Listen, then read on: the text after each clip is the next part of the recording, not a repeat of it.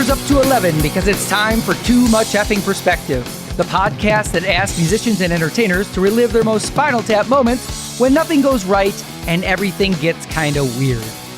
I'm your host, Alan Keller, a comedy writer in LA and lead singer of the least heralded Chicago band, the Falling Wallendas. And I'm your co-host, Alex Hoffman, former tour manager for PJ Harvey and lead singer for the least heralded Milwaukee band, the Vainglorious. Our guest today is Jody Porter, lead guitarist from a band named after a lawn ornament shop, Fountains of Wayne.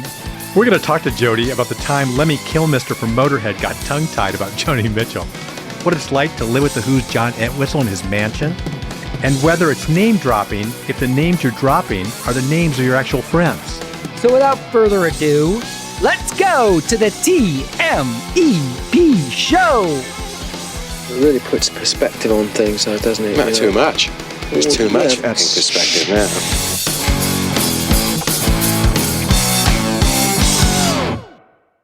Alex, back when my band, the Falling Wallendas, released our first album, we had to do what all bands do. We had to decide which song on the album was going to be our single. And it became a heated discussion with the label because they picked pretty much the obvious song, Monkey's Uncle. But to me, it wasn't the best song. And I wanted the best song to be the song that we were known for. So I kind of fought them on it. And I won by picking a song that never made it, right? no radio one to play. But hey, you know what? You stood up for the creativity. Conviction.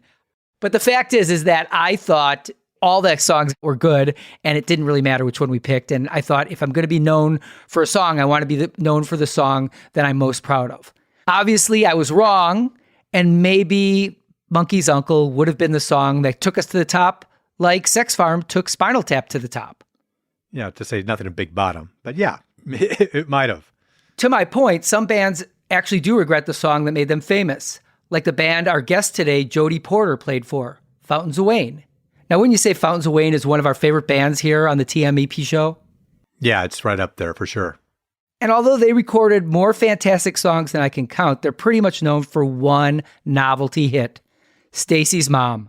And I see you're dying to sing it. Go ahead, Alex. How'd that go again? 2, 3, 4. Stacy's mom has got it going on. She's all I want. Okay, we did it. You did it. And that has happened to a lot of artists. The passing fan only knows one hit that doesn't measure up to the rest of their catalog. Like Randy Newman's Short People, Beastie Boys' Fight for the Right to Party, Cheap Trick's The Flame, which they didn't even write, Billy Joel's Painfully God-awful bad, We Didn't Start the Fire, and of course, Tchaikovsky's crappy hit, 1812 Overture. Yeah, that one's such a downer. I had firsthand experience with this at some level with Radiohead, where Creep was their big hit, and they would actually place it in the set list at about number 5. They didn't want to do the more traditional thing of like having it be the big epic closing number. And as the years went on, there was a period where they actually wouldn't even play it. Was it because they didn't like the song or that they had to play it so much that they got sick of it? This is speculation, but I think that they felt like Pablo Honey was a freshman effort. Like they really didn't know who they were as a band, and it was kind of their initial outing. I love that album, and I understand, like some artists, my next thing is always my best thing, right? I think there's also something to the idea that it depends on where the signature song comes in a band's career. If it comes very early, then perhaps it feels way more defining than if it comes later in a career. I mean, for example, one of the bands I tour managed for years was called the Bodines from Milwaukee. They'd been around about 10 years and had 5 albums under their belts when they had a hit called Closer to Free, which was a theme song for the hit TV show at the time, Party of 5. It went to number 6 on the Billboard Top 40 chart. In a way, it was a game changer for them. Even though they've been around for a long time and had a devoted following, all of a sudden they were getting radio play they'd never had before. So in any case, they embraced it. That was the song they'd play at the end of the set, or they'd play it as an encore number because the crowd would go wild. So there's different ways that bands approach this, but I think it has something to do with when that kind of song comes along in a band's career trajectory. Well, I kind of understand that because, I've put out 8 albums, but you know what I'm best known for? Tell me.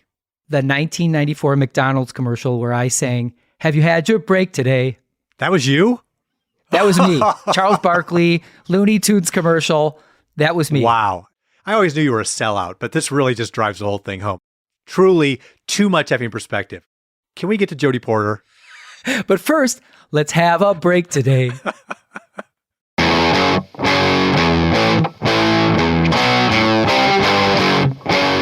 And now our conversation with Jody Porter, who along with Brian Young, Chris Collingwood, and the late great Adam Schlesinger formed the band one journalist called Kings of the Assholes, Fountains of Wayne. We want to start this off by just getting your opinion on This Is Spinal Tap and what your favorite scene is. I like the collection of guitars where Nigel's showing them around. He's like, don't even look at that one. I just like it when he has the guitar collection, which is not dissimilar to mine.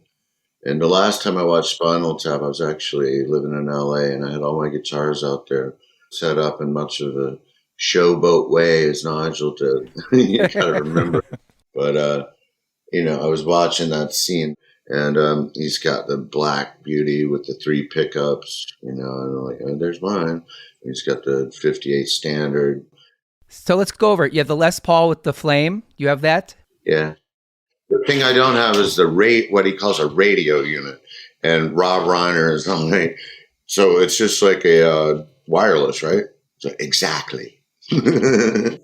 That's probably my favorite line in the damn thing. But that scene is my favorite for sure. What's the guitar that they don't touch? I think it was like the Jazzmaster with the old Taggart left on it. And he didn't want it not touched even. He didn't want him to look at it. It can never be played. Yeah, Nigel's definitely anal about his instruments. In fact, he even tunes the violin that he strokes his Flying V with, right? But you haven't always been as fastidious with the tools of your trade. I mean, you were talking about that time in Spain when you broke your guitar and blamed it on the airline. Oh, yeah.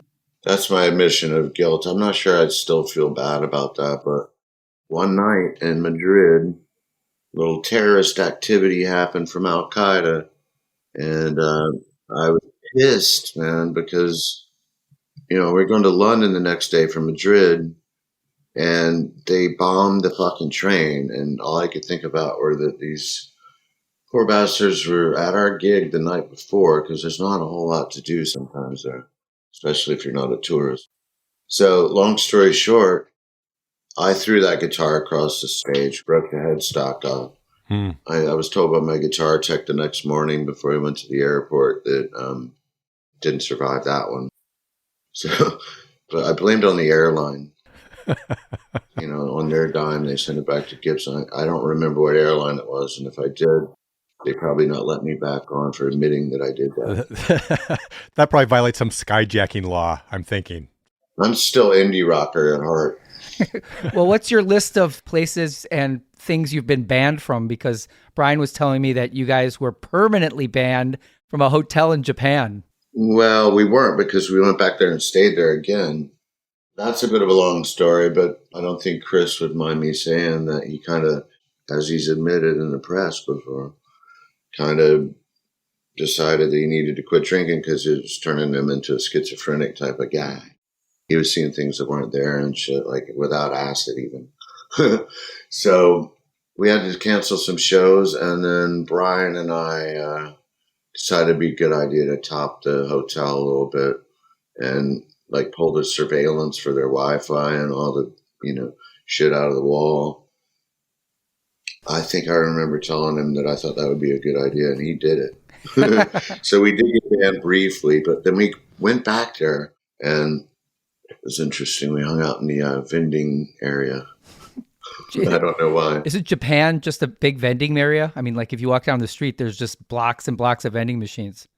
When I first started going over there, they had vending machines on the street where you could get beer straight out of them. Very civil. American teenager in Japan, you would have taken advantage of that liberty because nobody's carding you or anything like that.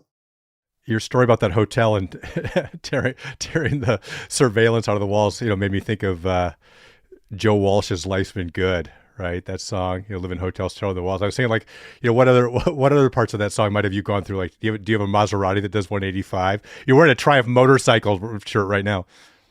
Nobody ever threw a television out the window, but we definitely redecorated some hotel rooms along the way over the 2 decades that we were touring. And some of us were more responsible than others, and I won't name names. All right, I'll admit it. Adam didn't do a damn thing.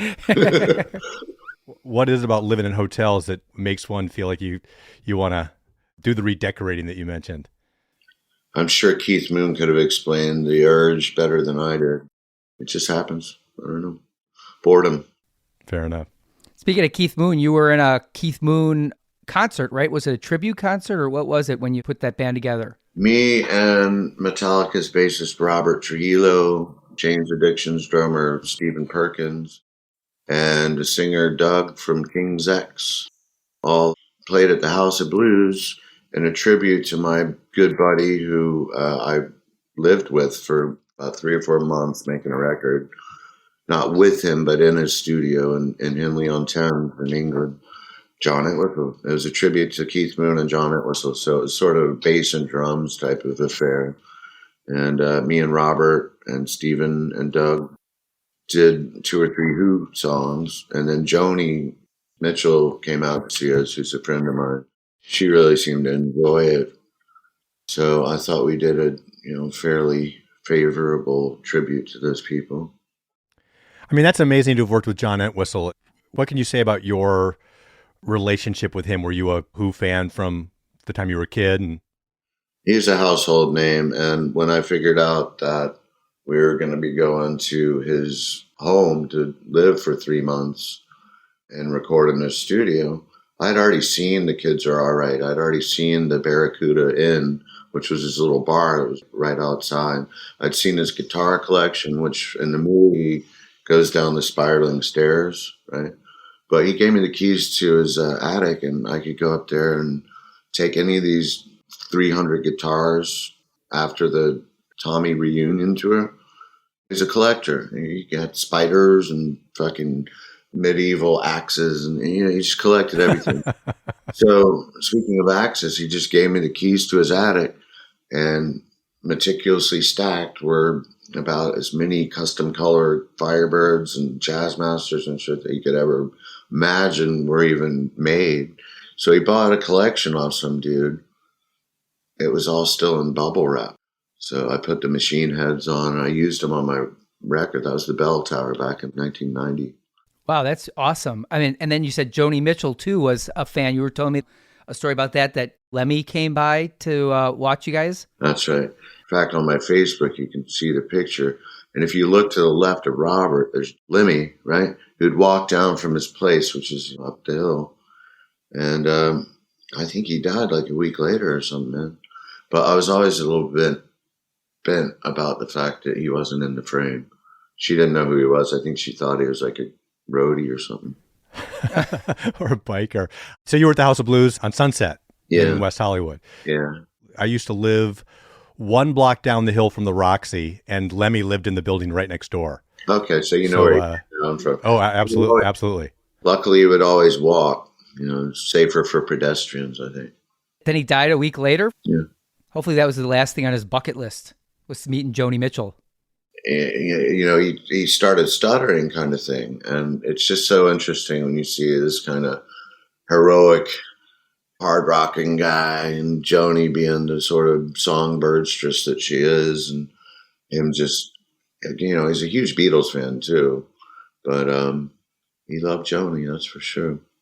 And it was interesting to see he got a little tongue-tied. I thought that was kind of cute. I don't mind telling these old stories, and I don't feel like I'm name dropping because really they are my fucking friends. You know what I mean? I've been lucky to have met my heroes, basically. You've also met and are friends with Harry Shearer, right? Derek Smalls. Yeah, we did a record together. He called us up basically and said, I got this song that I think has a sardonic wit to it. Celebrity booze endorser, okay? We went to some studio in West Hollywood, and I don't think I'd ever met him before. But we got to know each other relatively quick, especially working together in the studio. And he based the song around, I think it was Madonna, when apparently she went and did a advertisement or a billboard for vodka or something like that. And we went in and helped him cut it. And then we went on Conan like a week later and did it. I think it's probably out on YouTube. You know, we have heard that the Spinal Tap guys take their music really seriously. What were your takeaways from recording with Harry? He's a damn good bass player, but Adam played bass on that track, and we just sort of co-wrote it with him without taking the credit. All he had was a piano idea, and he had the structure, I guess, but we turned it into a production.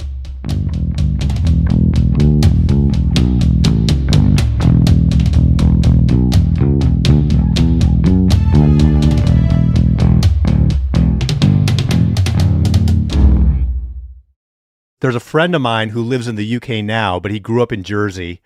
He knew the literal fountains of Wayne in Wayne, New Jersey. Like, he knew what route it's on, the whole thing. So what's the backstory there? Adam's mom named the band, and it was basically before Adam and I had even met. He was probably a young high school guy, and they would pass that monument on his way to school. So he obviously wasn't driving, and Bobby Schlesinger, Adam's mom, said, "I think you should call your band Fountains of Wayne." And he looked at her and was like, "Mom, that's the stupidest name I've ever heard of." And then, 15 years later, there it is. So the whole band had a real sense of humor and camaraderie that, I don't know, man. I mean, I sort of see it in the Kinks, but, you know, if you want to cite a Hard Day's Night type Beatles era, we had that for a while. 4 diverse personalities, but a lot of laughs and a lot of good times, really. You know? Before Fountains of Wayne, you guys were called 3 men who, when standing side by side, have a wingspan of over 12 feet. Yeah, that's Chris and Adam trying to be quirky back in college. That's before I jumped on.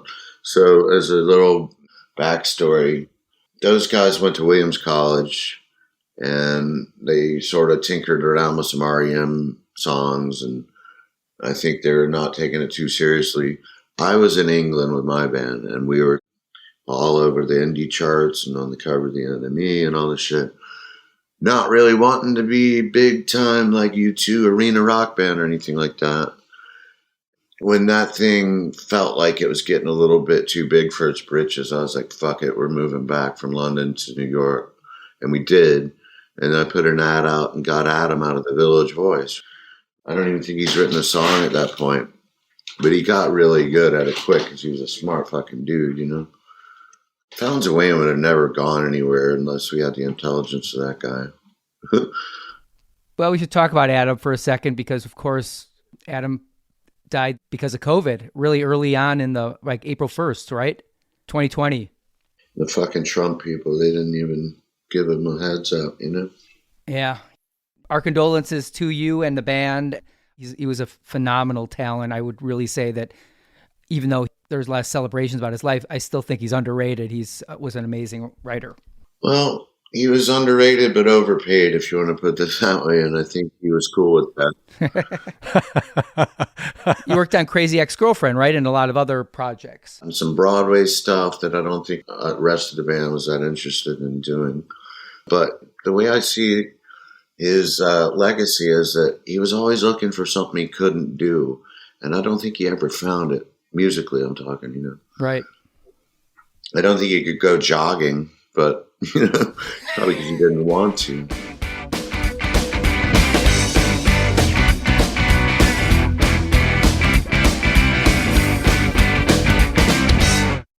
You were telling me that you have lost your passport many times. Can you tell us about the great story about you guys trying to go to Japan, but you left your passport somewhere? Yeah, just as long as I can preface it with the fact that it's going to make me look like a fool, but why do something wrong once when you can do it twice? So it goes like this. Me and Brian were at SFO, San Francisco Airport, and we do what we did best back in the day. I think we've all toned it down since then, but we've had one too many. We've been overserved. I left my passport at the bar, as far as I know. So I had friends in San Francisco. We go down to the Mission, and they're like, fuck it, maybe we're not going on tour after all. So it would have been Chris and Adam without me and Brian. And it would have been an acoustic tour, basically. I'm just like, fuck it. And then I met some girl, and she told me I ordered 19 beers at one time. And we'd already been at the bar. So off she and I go. We just met that afternoon. Brian calls me up. He's like, you really going to bail on me kind of thing? Like, I stayed back to make sure you get on this flight tomorrow. So I doubled back, grabbed him. Then we went to the Mission and had an all-nighter kind of thing. And I go back to SFO the next day. It's like worth one more shot. Otherwise, we're not going out and entertaining our Japanese fans kind of thing. So off I go to the Lost and Found. Hopefully somebody turned it in. And the answer is no, no, no. And then eventually somebody taps me on the back. It's like, are you Mr. Porter? And there it is. And I got on that fucking plane with like 10 minutes to spare. Right? And I get to the gig with literally 10 minutes to spare before we have to go on stage. Then we finish our tour, which is usually about 5 cities when you're in Japan because it's kind of small. And I managed to leave it. It shows up in a hotel room where the tour manager had to double back 2 hours to get it. And it was in a trash can in my hotel room. Then we joined the tour in San Francisco with a few minutes to spare. There are lots of little, trials and tribulations like that along 2 decades, as there would be if you traveled 4 times a week, which we were doing. My favorite thing was the bus. It's like the planes and the airports. That kind of made me not want to do it that much. I had a situation. I was on tour with PJ Harvey, and late at night, actually my wallet fell out of my pocket in a cab. What were you doing with Polly? I was her tour manager on her first U.S. tour. She's one of my favorites. Yeah. In fact, she came out just after the Bell Tower in England, and I think we supported her at the Town and Country. She made one of my favorite records of the last 20 years, Stories from the Sea. Oh, right. Yeah, I was with her on Dry.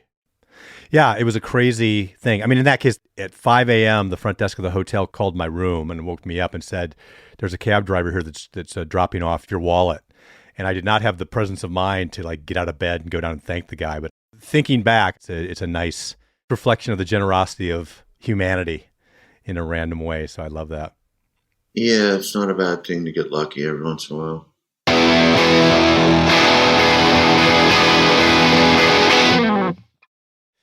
Jody, I want to mention that Welcome Interstate Managers is a seminal album in my family. Back in 2003, my wife and I were moving from West Hollywood to actually where you are now, to Washington, D.C. around the holidays. And I bought her, for Christmas, I bought her 2 records. One was Welcome Interstate Managers, and the other was Outcast, Speaker Box, and The Love Below. So those are kind of the soundtrack of that cross-country trip. And I have 13-year-old twin daughters and mentioned that we were speaking with you this morning. They spontaneously kicked into Hackensack. Well, that's been a real grower as of late. That was never a single or anything like that, but seems to be a lot of the musicians' favorites. Did you hear the Glenn Tilbrook version of that he did for my tribute show? No. I love Glenn Tilbrook. It's really awesome. It would have made our kid pleased. Yeah, I'm going to put that back out at some point. Can you tell us about that, Jody? Because a lot of people don't know about that concert. Yeah, I just called up a bunch of old friends, and Adam sold the show based on his songs. And initially, I thought it would be people who knew Adam, had story to tell, because we didn't get a funeral. You know what I mean? It was just like somebody needed to do something, so I did. Right. And after a while, everybody started wanting to do it. Sean Lennon or Courtney Love, Glenn Tilbrook, whoever, is like, what do you want to do on this? So it worked out really well. And you got a lot of love and support that way, as did I for this show. But I think everyone was rather pleased with how it turned out.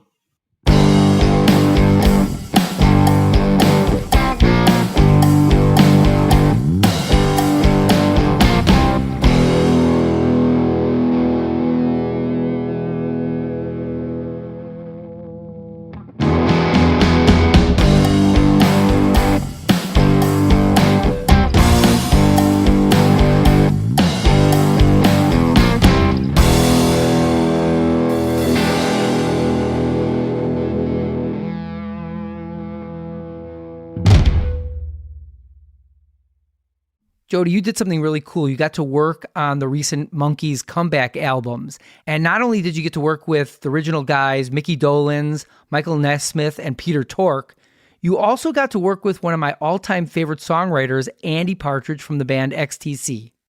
Andy Partridge was allegedly very keen at making sure that he was on that. I think he was so into the idea of being on that record that he literally sent us 8 different versions of the same kind of song. Like, you could do it this way, you could do it that way, like a scientist or something. And, it was like, all right, we got Andy Partridge. All we need is half a demo and he's on the record. Totally. He was totally meticulous and thorough, and we were pretty amused by that and pleased by that, I suppose. Then, we had Peter Buck and Scott from the -5, How did that Monkees project come together? Adam produced it. Mm-hmm. Who else would you want on a guitar? But we cut a track with those two guys, Peter and Scott, and Adam and I. We learned the song in the studio, maybe did 2 or 3 takes, and I think at the 3rd take we were like high-fiving each other. That's the way you make records. It's not Logic and cut and paste and get a good 4 bars and loop it. No. We did it live, and it was just so like old school and just felt good, But that was for that Monkees Christmas album, and the song was called Christmas Party, which was the name of that album. Prior to that, we had done an album with them, which was their first one in like many, many years. We had Noel Gallagher and Paul Weller and Ben Gibbard and all these people contributing to it. So a lot of love was shown for the Monkees, but Adam was just an excellent producer, so obviously he pulled in the best people he can. Mickey and Peter was still alive then, Mickey and Mike, really. And Mickey spent the most time doing it because he was doing most of the vocals, I suppose. But we handled the tracks. Sounds pretty good. I still listen to that. Got some catchy tunes on that. It's kitsch, though. It's thematic, so... I like the Christmas Party song that we cut with Peter, Buck, and Scott. That's my favorite one, the title track. But the album prior to that, which had come out maybe like 2 years before that, Me and Magdalena is my favorite off of that one, which is a Ben Gibbard song. You mentioned Adam pulling this amazing talent together for the project and that kind of thing. I want to circle back to something that you said earlier. I think you said the intelligence of Adam and how critical that was to Fountains of Wayne. Can you elaborate on that? Well, it's all kind of, what's your favorite color, red or blue? Do you like this song? Do you like that song? Do you want yacht rock or do you want heavy metal kind of thing? It's like all preference. But the thing that made Adam most special, as far as I can tell, he liked to have a job order. You know what I mean? He was always up for a challenge, and there's nothing the guy couldn't do. He could have scored an orchestra if he had to. Probably did. He just had an uncanny skill, because when he was in my band, he was a bass player, and it was just like, all right, rock some indie shit, hit me some quarter notes, some eighth notes, blah, blah, blah, stick to the root note. And who the fuck knew that the guy could do all the shit that he accomplished? And then when I heard him play piano, I was like, are you fucking kidding me?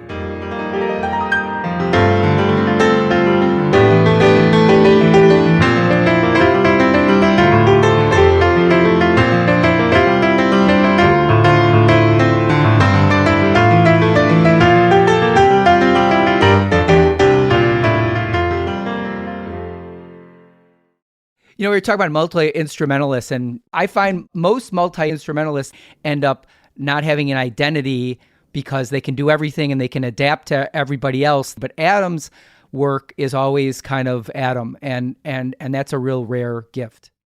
Yeah, I don't know, man. I mean, I play a lot of instruments, and I can certainly pin a decent song every once in a while. But I know quite a few. Sean Lennon is good at that shit, and he can actually write good songs too. But Adam was one of them, and he could pin the good song and pretty much play everything. It's, you know, he left me alone when I did my bits, but as a producer, he was definitive about what he wanted to do or how he wanted his song to be represented. Jody, I want to ask you two Spinal Tap related questions. Those are my favorites. Our favorites too. We already asked you about your favorite moment from This Is Spinal Tap.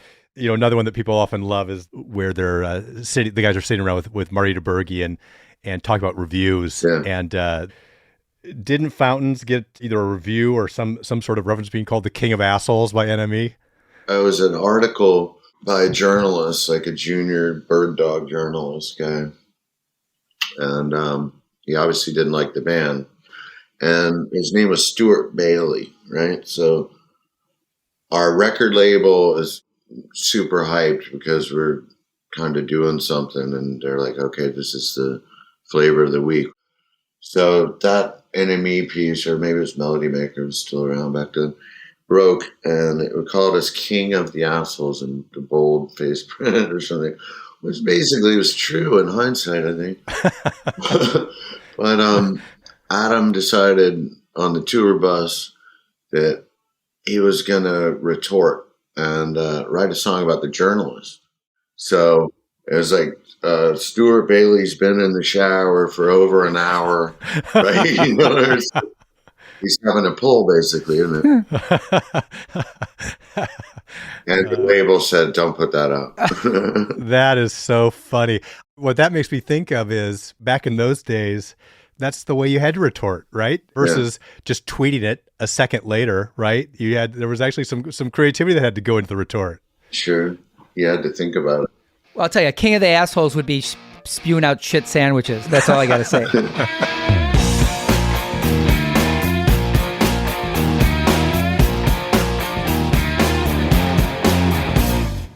We talk a lot about band dynamics. In Spinal Tap, you have Nigel and David are co-writers, and you guys had primarily Chris and Adam wrote the songs.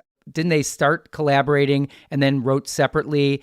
No, not really. Even before I joined the group, they sort of mostly wrote independently. If somebody needed a line here or there, they would like come up with song titles, write them on napkins, and then sort of like say, all right, well, who's going to write that one? Almost like it was a sort of, writing project. There was no record deal as of yet. The demos that were procured went to Atlantic, and they were like, yep, we're putting this out. These aren't even demos. I don't even think they had to remix it. So Chris left the band for a while, right? And you basically made an album without him. Traffic and Weather. Yeah, Adam and I kind of put that together ourselves, and he was barely involved, but he's still in the band. He's still the lead singer at that point. I don't think he likes that record particularly because he wasn't there for it. And plus, me and Adam were in Manhattan, so it was easier for us to get together than him to come down. But that's when he was just getting off the booze and all that stuff. He needed a break. Yeah, that was primarily me and Adam. But then I read interviews with him that he didn't feel like he was able to incorporate back into the band for Sky Full of Holes. I've read that too, but I don't know if I agree with it. I think when he came back, he was as strong as ever. The last record we did was very Chris heavy. It's probably like 60-40. Oh, really? Yeah. I think he's always had a penchant for being a singer-songwriter and the likes of Sean Colvin or Billy Bragg or something like that, I think me and Adam always wanted to be the Knack. So the musical merging was still very much happening, and that sort of merging of the different styles, which we've always had. It really made that band special, I think. There's a certain tension that worked in The Who. We were talking about them earlier, right? These guys would come to blows. We never did. Do you know who Matt Walker is? Yeah, I've been on tour with Matt. So Matt was a recent guest on the TMEP show, and he was talking about how the tension in his band Cupcakes was an essential part of their creative process, whether they knew it or not. That if they had gotten along, the music wouldn't have been as vibrant and volatile and important. I think there's some truth to that, but I don't know how much percent there is. I mean, you got to consider we were like best mates. It's very Beatle-esque. There's so many common threads with the weirdness that happened. I mean, when you look at it, Brian was the last to join. He's the oldest. I had the George Harrison spot basically, and Chris and Adam brought the songs in, and we dressed them up and put them out as records and spent a hell of a lot of time together. I can't even say I spent that much time with my family growing up. When you ship off to New York and then London when you're 19, you've only spent, 10 years that you can remember with your parents or whatever. But we spent a hell of a lot of time together, not just working, but I'd come off the road and go see the family, get over your jet lag, see you in a day. But it usually be like 12 hours, I get a call. It's like, what are we doing at night? That's great. That's really nice. I think that says a lot that you enjoyed each other's company and had that kind of comfort that lived alongside the creative tension. I mean, when I say there was creative tension, I don't know. Was there? What is that? I don't even know what it is. You know what I mean? I never felt any. If you were to ask me why the band broke up, I have no fucking idea. I can kind of tell you that there were two members of the group. I was one of them who kept pressing to try and get it to start functioning again and make another record. Fortunately, I don't think that's going to happen.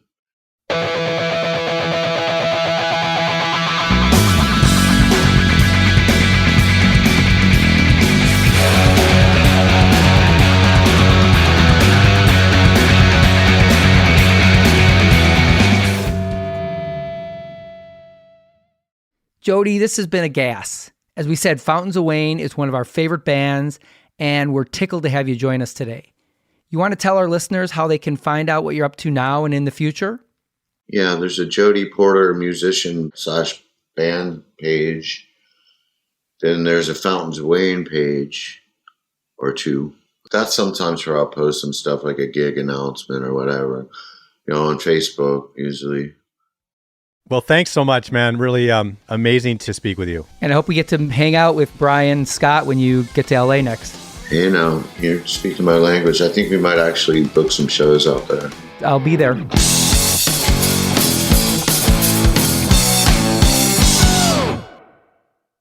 Alan, I think we tried to keep this conversation with Jody lighthearted and upbeat and really hear his stories in the spirit of our show, but we can't ignore that this band has really gone through a lot of tragedy. Without Adam Schlesinger, there would have been no Fountains of Wayne. And the loss of this 52-year-old songwriter who really made such a wonderful contribution to the world and brought such joy is really very sad. And so many people, so many families, so many groups of friends have been touched by tragedy in similar ways during the COVID pandemic. And, we were talking in the opening about Fountains of Wayne being predominantly known for one song that Adam wrote, Stacy's Mom.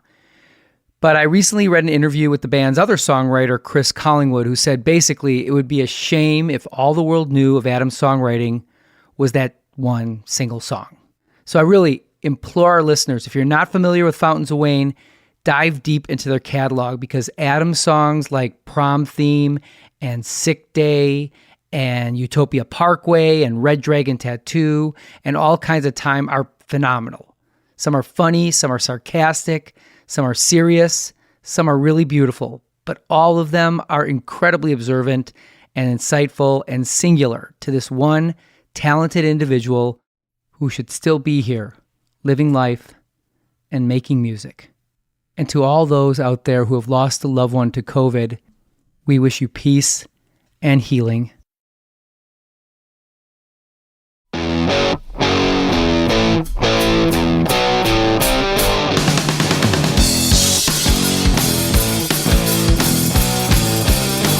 Dear listeners, if you ever get back to Hackensack, we'll be here for you. And thanks to Jody Porter for being here for us and sharing his Spinal Tap moments from before, during, and after Fountains of Wayne. Top up on tap by watching the film This is Spinal Tap on Apple Movies and Amazon Prime, or at least as of the release date of this episode, it's available to rent on Redbox on demand. And this week, we're recommending the song Listen to the Flower People from the album Spinal Tap Sings, Listen to the Flower People, and other favorites. This episode is edited by Gretchen Kilby, music by J.K. Harrison. Please follow, rate, and review Too Much Effing Perspective on Apple Podcasts, and find more episodes with musicians we really respect, sharing stories of their epic Spinal Tap moments wherever you listen to podcasts. We're on Instagram at TMEP Show, and our website is tmepshow.com. Although it would be as great as having armadillos in our trousers, this podcast is not affiliated with This is Spinal Tap, and no person or entity connected with the film has sponsored or endorsed its content. This podcast is not affiliated, sponsored, or licensed by Authorized Spinal Tap LLC or Century of Progress Productions. This is Alan Keller, and on behalf of myself and my co-host Alex Hoffman, thank you so much for listening. We're going to leave you with the Falling Wallenda song that probably should have been the single off our eponymously entitled debut album, and the song is called Monkey's Uncle. You can hear it and most of the Falling Wallenda's catalog on iTunes and Spotify. So see you next time on Too Much Effing Perspective. It was late, I asked where you'd been. It's like accusing Mary Magdalene. You looked hurt, so I apologized. Didn't even ask about those bruises round your eye. No one knew you as you passed the bar. Sent you drinks as I sent for the car. The attendant leered at you like a Kennedy. You played mistaken identity. Mistaken identity. You struck a match but you had no slim. You struck a match to hide the scent of him. You had no match so you struck up a conversation. I'll be a monkey's uncle. I'll be a monkey's uncle.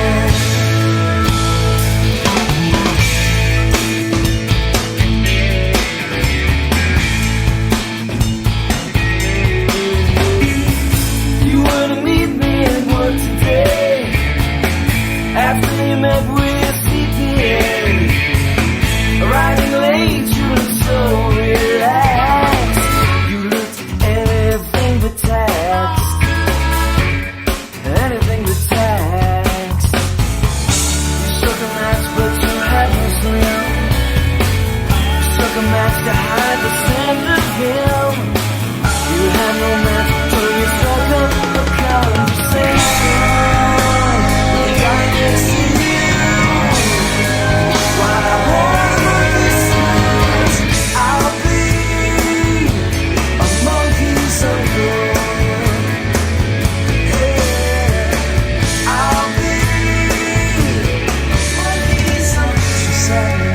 Smart drink, but you're never as smart as you think. It's hard to cover all your tracks when lovers scratch the names on your back.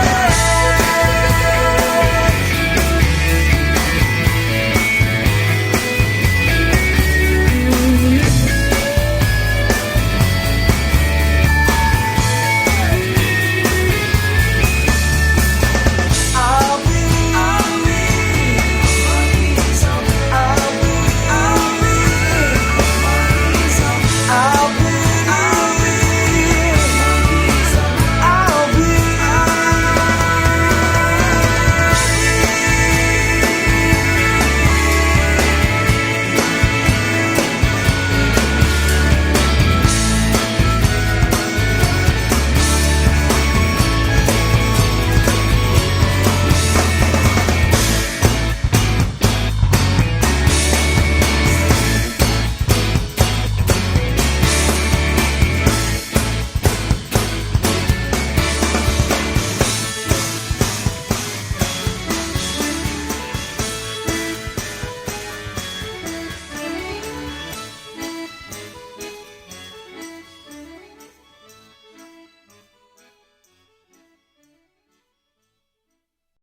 Evergreen Podcast Network.